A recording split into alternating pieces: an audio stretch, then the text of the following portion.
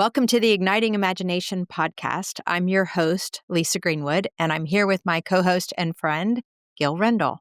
Hi, Gil. Hey, Lisa. So this season, we've been guided by Gil's monograph, Reimagining and Remapping the Religious Landscape, which you can find for free on our Wesleyan Impact Partners website. And it has helped us name what so many leaders are experiencing, that the inherited lens of church and faith through which we have mapped our reality simply no longer fits the world we're living in. Throughout the season, we've been listening to thoughtful, creative, and courageous leaders who are noticing how people are making meaning, forming belonging, and engaging the sacred in new and unexpected ways. We heard from Reverend Jen Bailey about the holy work of belonging, and from Reverend Sue Phillips about the techne of the Spirit in a changing landscape. Casper ter Kuile helped us imagine how communities can be rebuilt after unbundling, while Reverend Dr. Tim Shapiro reminded us what real congregations are learning on the ground. Dr. Josh Packard and Chris Jordan opened our eyes to the spiritual longings of young people and the practice of sacred listening. And in our most recent episode, Reverend Bill Lamar invited us into a prophetic conversation about power, truth-telling, the American church, and the troubled waters of our time. Each of these voices has offered a different lens on the shifting religious landscape.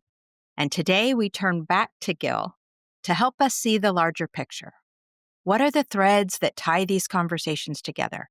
What are we learning about meaning, belonging, imagination, and leadership in this uncharted moment? And what might all of this suggest for the future of the church? So, Gil, as you look back across the season and these conversations, what new observations or questions have surfaced for you? Well, that sounds like it's a question that's meant to have an answer. And I'm lobbing the ball to you. well, I know, but there's a part of this in which we just had a series of remarkable conversations. Yeah. And it isn't as if it's something that can be wrapped up. They've offered new information. As a matter of fact, if we're thinking about, trying to tidy up the threads, there are now more threads hanging out there for me. Yeah. And so, I think the necessary place to start would be to say, first of all, that, with this monograph talking about a new religious landscape, to a person, they all saw it.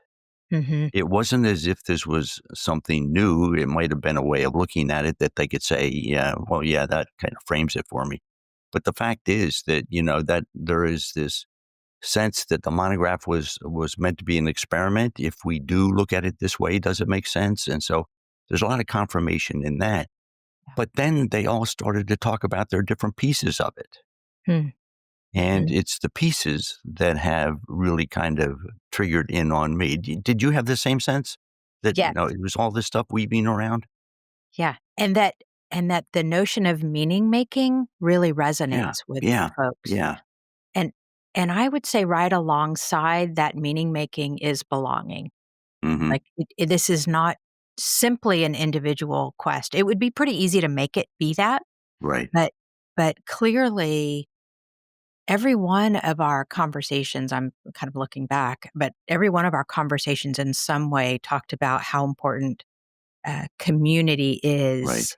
in that meaning-making formative process. Yeah. And how difficult at the same time. Sure. But, okay, so as a starting place, let me just suggest that you and I think a little bit about what has been said here about the traditional congregation. That really is, who you and I are. And it's also who I think most of the listening audience is. And on the one hand, the monograph is not good news for a traditional congregation. We're basically saying your 250-year-old model has worn out, that you're suffering a cultural dislocation. That I was working with another group this past week, and I just kind of framed it in a little bit of a different way, that if the average age of a person in the United States is 38.5 years old, the average age of a United Methodist person in our denomination is 57 years old. And so we're looking at almost a 20-year difference, which is a full social generational dislocation. Mm-hmm. So now we have an old model with, traditions and behaviors that come from, an older group of people. This is a tough place to work from. Mm-hmm. And so on the one hand, uh, you're left kind of struggling to say, what is there? So for me, one of the things that was really terribly important is that when you listen to Tim Shapiro, one of the things that Mm-hmm. happens is that he has such a respect and an affinity for what congregations actually do. Mm-hmm. And so one of the things that I take away from this is that we have to be terribly careful not to rob a congregation of the sense of who they already are and what they already do, because it still is terribly important on the landscape. Is that a fair place to start? Yeah, I think so. And, the example that Tim used about a grad student, I want to say it was a young adult, Right. going into a congregation, um, I think actually is emblematic of Mhm. one of the Mhm. major threads in the whole season, even though it was in a congregation. But I think it's one of the takeaways for congregations. So I'll connect these dots. But when you remapped the religious landscape, you did it from a different lens, and it's one of the individual seeking meaning making. Right. Meaning for their lives, right? Right. And how they're going to find that in community, but also as they're being formed. And um, and that example from Tim, um, well, let me say again with the map, y- the congregation is located in this lower left corner, Right. Right. but there's this whole wide, uncharted Yeah. territory that seems like we don't have access to as a congregation. However, okay, so then we go, let me say, we go back to Tim's example, and the congregation that was so focused on its own needs and Right. institutional structures that they offered him an opportunity to volunteer, because so often we have seen that as a way to connect in the Right. church, but Right. it was a real miss with the meaning that he was seeking, right? Okay. Right. So to me, that's actually a hopeful message that says if the church can get on board with the notion of what it means to be seeking meaning and to be formed as a human being in community, that actually the church is really well equipped to do that if we It can is. leave behind our institutional lens. Right. Okay. So let me say it as personally as I can. Hmm. The congregation is the institution that helped shape meaning in my life. It was the Mm-hmm. primary way in which I shaped meaning for myself. Hmm. It hits all four of those things that we talked about from Emil Durkheim, Yes. and I found it all there in the congregation. But it's at the point where the congregation starts to worry about itself that it forgets about its gift of helping others make meaning. Now, Yes. this is where I want to say, we have been through this conversation before because we have both been part of TMF over the years. Hmm. And there came a time in there, if you remember, and this is just a piece of our own little history, Yeah. that we had to make the distinction that the purpose of the Texas Methodist Foundation was not to serve the institution of the church. The purpose of TMF was to serve the purpose of the church. Hmm. Okay, once you start separating that, Yeah. I think what it is that we are so overloaded by institutional anxiety Hmm. that everything we look at and every person we look at looks like a resource.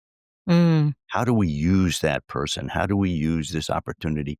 Instead of saying, what is our call? What is our opportunity to provide to them, for them, what Yeah. they are seeking? And that's where Tim, I thought, was really helpful. It Yes. still happens in congregations. Yeah. Well, and it's where it actually ties in with the tech world that Sue is so embedded in, right? Right. Because it's all about the user experience, Right. but it's all about also the the purpose of which that technology is intended. Right. And Right. then you develop the technology, Right. right? And I think we in the church have put um, our technology, if you will, our institutional structures in the first position Hmm. instead of putting our purpose, our mission, and the individuals who we're called to help form Yeah. as followers of Jesus as in Yeah. the first position, right? And and yet it is who we are, like we, the church. Well, it is who We we can are. do this. Yeah.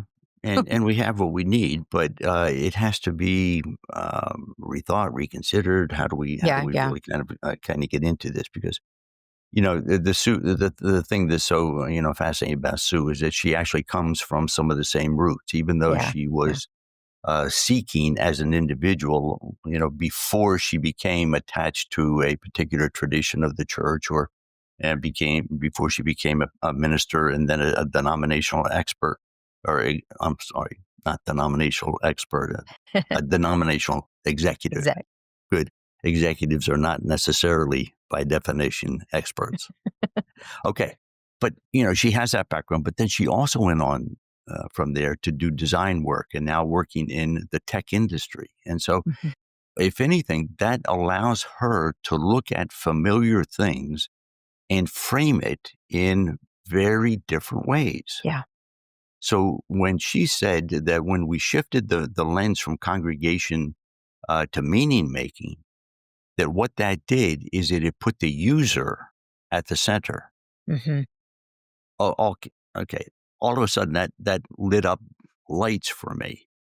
First of all, I'm not used to calling, someone who comes to a congregation a user. Right. All right, that's a very functional way of looking at that Hmm. relationship, but it is a tech way at which they can do that. But rather, she was saying the person who is actually trying to use the purpose of the church is that which should be at the center, not the church itself. Oh, Right. sure. Yeah. And so, if you think about that, denominations and congregations are platforms, they're providers.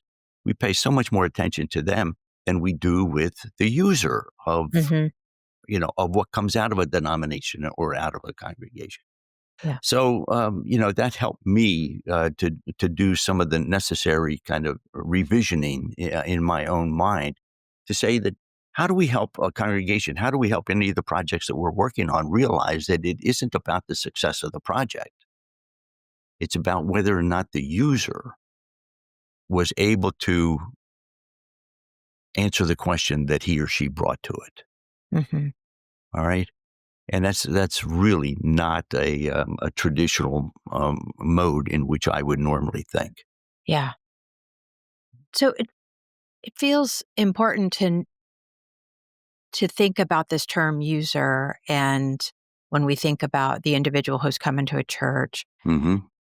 um, that by putting them first, if you will, and particularly the mission of the church in terms of forming Hmm. disciples, if you will, and human flourishing, that's what we're putting first. That Right. this is not extractive. In other words, we're not trying to um, force them into a mold. We're not trying to get something out of them, but we're actually putting them forward in a way that is generous, that gives Mhm. Mm. agency, that is about formation in love and in community. And Right. I say that to say this feels really important to note that for the work of the church, because it would be easy to, when you think about tech companies and startups and all users as customers, the whole experience pretty quickly Right. gets Right. Right. extractive, right? Exactly. And that's not what we're talking about here. We're just using that as an image to help us think about the work of the church. And and I actually think it's really helpful way to Well, reframe yeah. the church. So, I mean, think about how often during all these conversations we were very careful about our language. We're backed up to reframe our language because it's so important mhm, to do this, uh, so that you don't get caught up in some cultural meaning. But mm, if the church has been uncomfortable thinking about people who come to the church as users, they have not been uncomfortable with the notion of them as seekers. Okay, right. so then one of the things that starts to make me aware of is that so many of our congregations who wanted to do seeker ministry thought of themselves as doing some ministry with people who were missing something. Mm, They're seeking something because they don't have what we already have. mhm, Boy, that's not what Sue was talking about. right. So this is not suddenly us again having the answer and supplying it. This is us being aware that when people come to questions of faith, they are actually trying to shape meaning in their lives and they have real questions. Mhm, How does someone who does nonlinear equations all their working day come around to say, well, then what does my life mean? mhm, And the church has to understand, the congregation has to understand. That's not a resource you're looking at. That's not an incomplete person you're looking at. That's a person just like you who is asking questions, purposeful questions. yeah. And so, how do we help them with that dialogue? And if anything, Josh, and the work that he was doing around this, sacred listening, Mhm, that you know, how do we start to pull these strings that we started with, Lisa, and start tying them into knots? mhm, mhm. That a part of this was that Sue is helping us to understand that the purpose of a church is not to come up with a program. Yeah.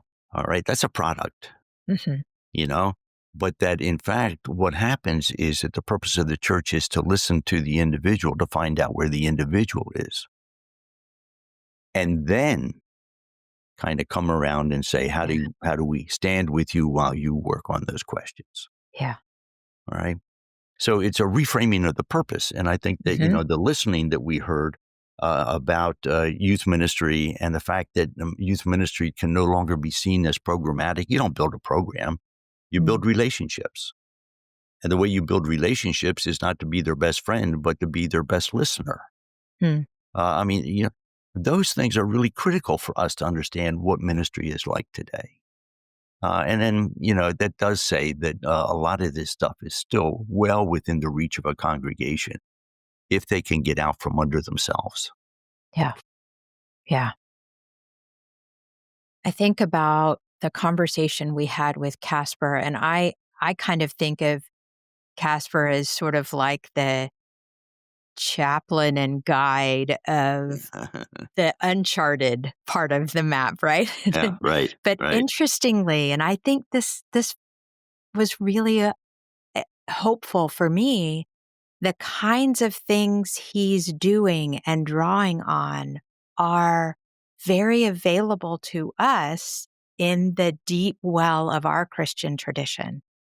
And it's holy practices, it's celebrations of the movement of the spirit and the Hmm. movement of the Hmm. Christian calendar, if you will, Yeah, but yeah. um, it's it's gathering in community. I mean, they're just these practices that are holy and deeply rooted in our tradition. So it comes back to saying how valuable the church is as a container for folks to experience the holy. And if we can understand that's a significant part of the work. Yeah, Yeah. yeah, I agree with that. And I've been ever since our conversation, I've come back to his book, Power of Ritual. It's Mhm. probably the best. What would you call it? A field guide Mhm. to millennials and to people who are outside of the institution to help understand them. Mhm. I think it's just terribly a classic that can do that. Okay, but at the same time that he points out that these rituals are so important to our lives and these practices are so important to our lives. don't miss the fact that Tim talked about practices too. Yeah. But Tim talked about them in terms of the traditional known practices of the congregation, Mm-hmm. okay, that have been disciplined from long. Okay. And Casper is willing to go to very experimental rituals that probably might get far enough out there that he himself might not want to, Mm-hmm. repeat them a second time.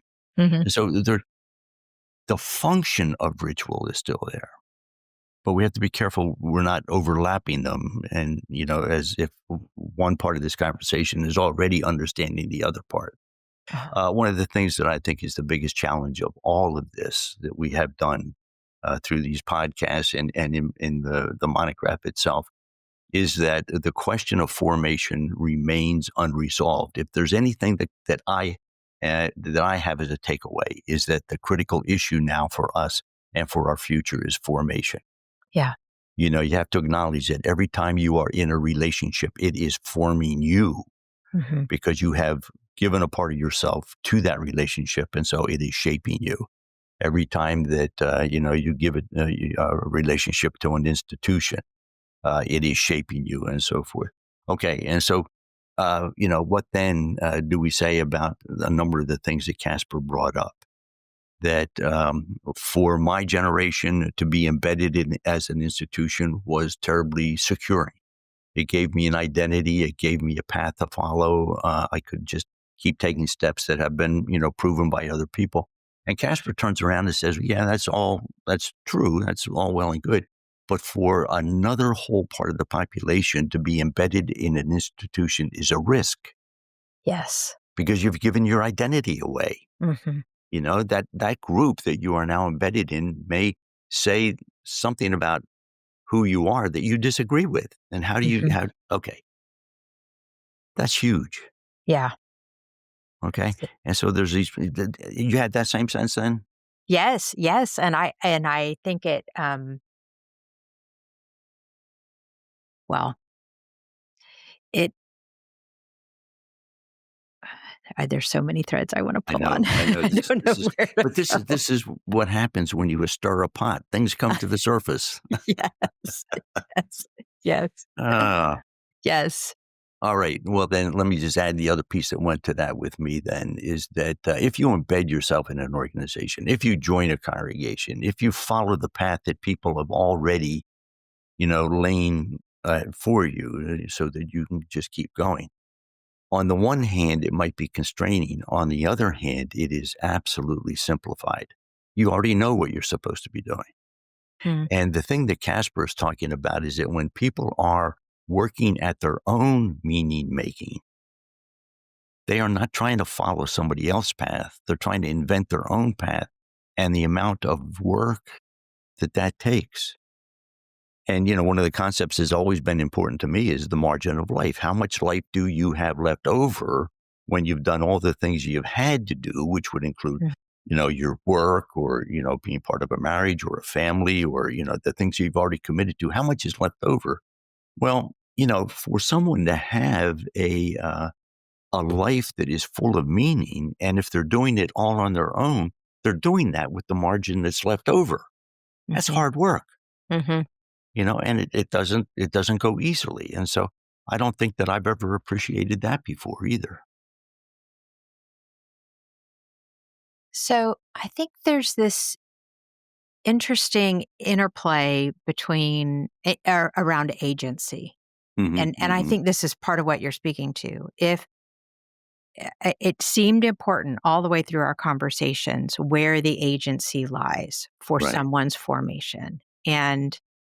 Um and increasingly people are wanting to claim agency and to lean in.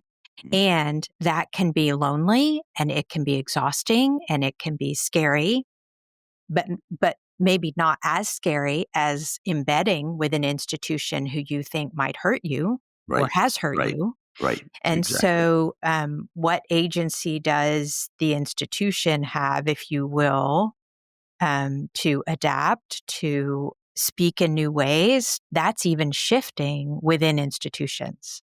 For me, this was the example that Josh and Chris offered that brought such clarity to that issue of agency.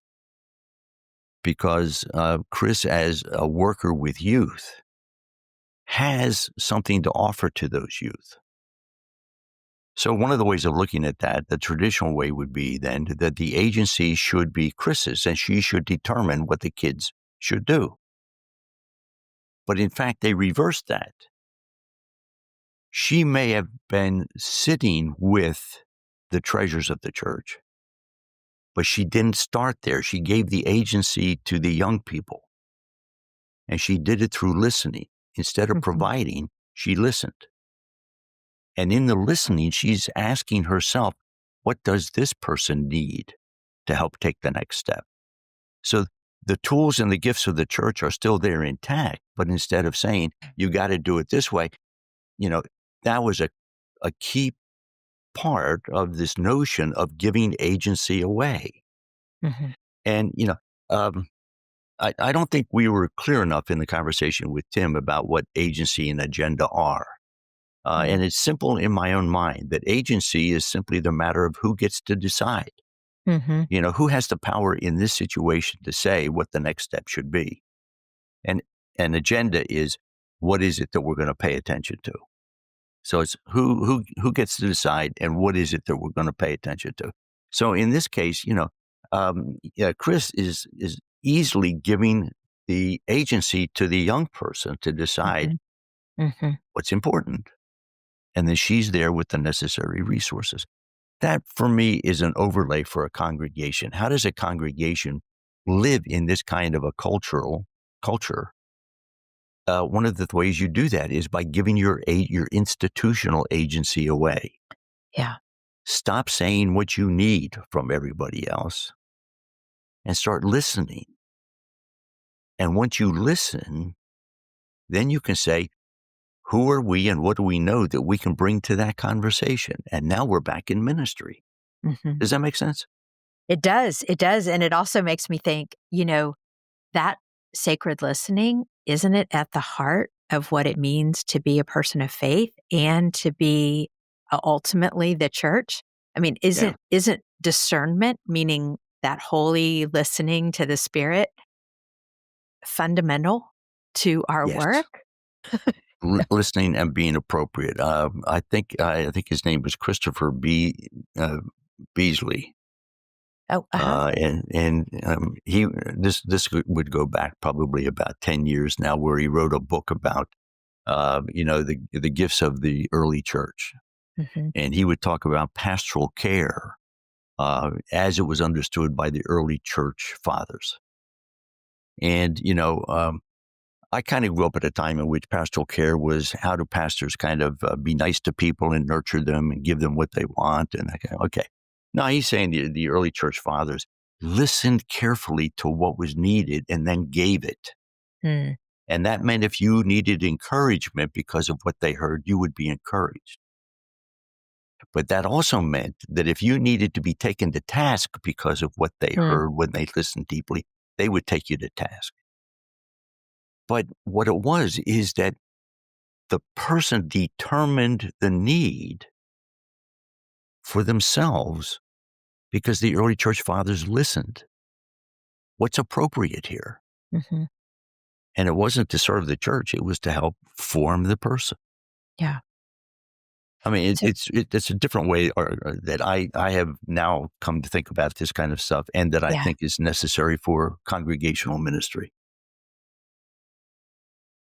So it also strikes me that kind of listening and discernment, paying attention, being a keen observer is at the heart of what it means to be a prophet. Yes. I mean, it's not predicting the future. It's holding up a mirror to what is. Right. And oh my gosh, Bill Lamar. Yeah. Wow. Yeah. I'm so convicted and inspired and even hopeful in a kind of, surprisingly hopeful, because it is, we are in troubled waters. We are troubled waters. Yeah. And, he was the last of the guests that we talked to. And it probably would have been good just to have a benediction, say amen, and go home. I know. I mean, because, And here we are. okay. And the reason for that, in my sense, was that, in this chaos, and with Bill, we were talking more about the political chaos. Mm-hmm. What does it mean to stand, in your tradition, in the kind of political confrontational process that is now part of our culture? And that's all well and good. But then if you just generalize beyond that, that kind of chaos, that kind of that unclear way is exactly what that whole rest of that religious landscape is all about. Mm-hmm. It's still seeking shape. It's unformed. We don't know how to be in there at this point. And so, if anything, Bill was giving us this primary example that in the midst of chaos, when you are confronting something with great difficulty, it's all about locus of control. Mm. What in this do you control? And it's not the situation. It's yourself. Mm-hmm. And so if we're saying that, that part of the task of ministry now is this really kind of critical listening to understand where the other is in order to offer the relationship of faith, Mm-hmm. then the other half of that is to be as clearly and as deeply aware of who you are yourself as you're doing this. Mm-hmm. Because that's where you have full control. And that's where you're speaking with greatest strength. The prophetic voice comes from the prophet because the prophet knows Mm-hmm. who the prophet is and who's the prophet and who to whom the prophet belongs. Mm-hmm. All right. And so if anything, Bill is just this prime example of someone who stands in his stream of faith, not just with clarity, but with the gift of being able to talk from it. Yeah. Yeah. And so if we say that the prophet knows who they are and whose they are, that I think, or what I heard in that is also an invitation to the church, to Right. say, in this moment, and I think about Brueggemann's words Oh, yeah. that we're the alternative narrative The in this alternative moment, narrative. That's right? right. Yeah, Exactly. and Exactly.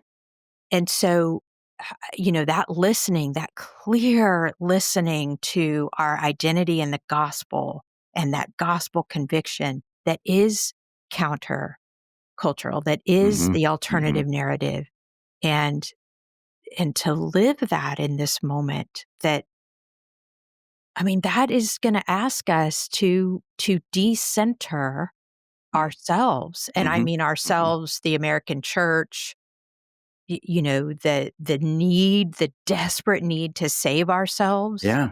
Yeah. and to decenter, to let go, to really let the Spirit convict, and Yeah. yeah, Okay. And so yeah, again, let me just go at this from the perspective of a man of my many, many years. mm, Okay. I mean, I was around when the church growth movement started. And mm, so, I was working all these church growth things, and I was doing strategic planning. I was worried about, how do you revitalize a congregation? How do you do this? How do you do that? Okay. And then we hit this part about marketing. How do you understand the market segments that you are called to do ministry with? mm, And this is, and I've said this in my writing any number of times, that this was all good learning. It was necessary learning for us. Okay.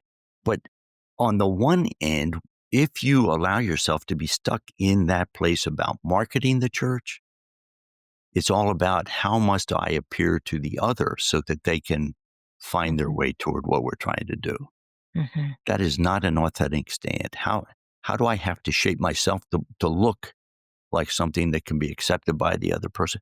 Bill's standing exactly against that. We are not here to accommodate the cultural narrative that is going on. This is where right, Brueggemann got it right. yeah, We yeah, already possess an alternative narrative. All we need to do is stand with that, be clear about who we are, mhm, and then do the critical listening.